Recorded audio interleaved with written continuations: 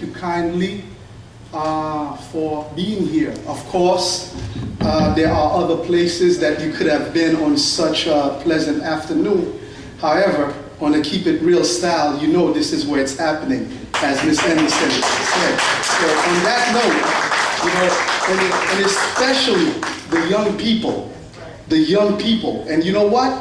When I saw the beautiful faces, the young people in the audience, I had to change my entire presentation, because tonight, on this afternoon, I want to talk to you, my young people.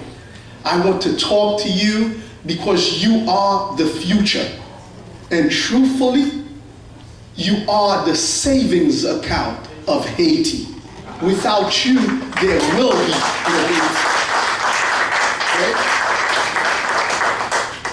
Okay? And so that I can make sure that you understand well what it is that I want to share with you, I had thought originally about giving this presentation in Creole. However, I will primarily speak in English, though I will be diglossic. From time to time, that means that I may do a little back and forth between a little Creole and a little English. But primarily, the presentation will be in English. So I want you to listen and listen well. Now, of course, before I continue, and this is, of course, the first lesson that I want to impart, and that is, before I accelerate in this presentation, I want to seize the opportunity to ask my elders the permission to speak, as it is done in the African tradition and that I subscribe to. I acknowledge that my elders, that there are those among us here by virtue of the fact that they have walked under the sun before I have, and they have tasted salt before I have. Therefore, just on that alone, that I acknowledge that they are wiser than I am, and they possess certain knowledge that I do not possess. Consequently, because I wish that they transfer to me what they possess, in great humility, I ask them for permission to speak. May I speak, my elders? Yes. You may. Thank you kindly. Now, November 1803 was the death knell. As they say in Creole, c'est kousa ki tuye kouwa. This was that particular day. Let me repeat it in case you missed it. November 1803. This was the day when our ancestors, their dreams were materialized. Their dream, it was a dream that said, no longer will we be slaves. No longer will we be the subservient, be exploited by others. But we would rather die, and we are willing to do whatever is necessary to make that dream come to fruition.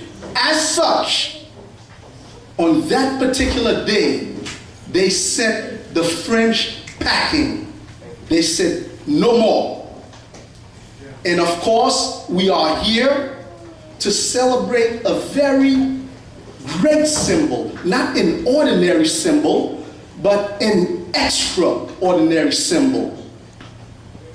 And on that particular day of November 18, 2003, every corner, we could now fly our flag with pride, with great pride.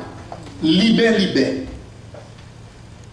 Now, of course, before I go into this presentation, I want to just briefly take the opportunity and talk about symbols, as the flag is a symbol. The words that I'm using right now are symbols. And let me share with you, especially young people, Symbols are very powerful. They can facilitate or they can impede. They can motivate and they can paralyze. I'll give you an example on the keep it real style, 100%. Now, suppose I select someone in the audience and I wish to greet them. And I just walk up to them and say, "What up, my nigga?" Whoa, that's a symbol. Yeah, that's a degrading symbol that can paralyze thought. And that can also motivate me to treat that person in a condescending way, in a less human way.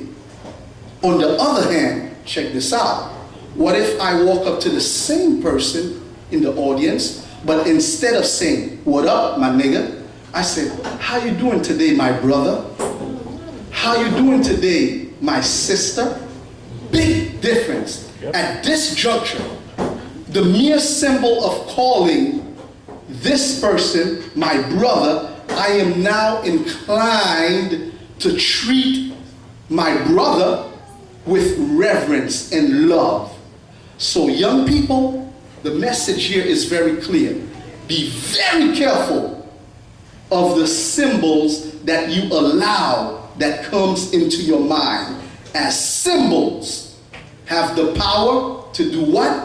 Incarcerate the mind, or the right symbols can also liberate the mind. That's right. So be very careful. Yep.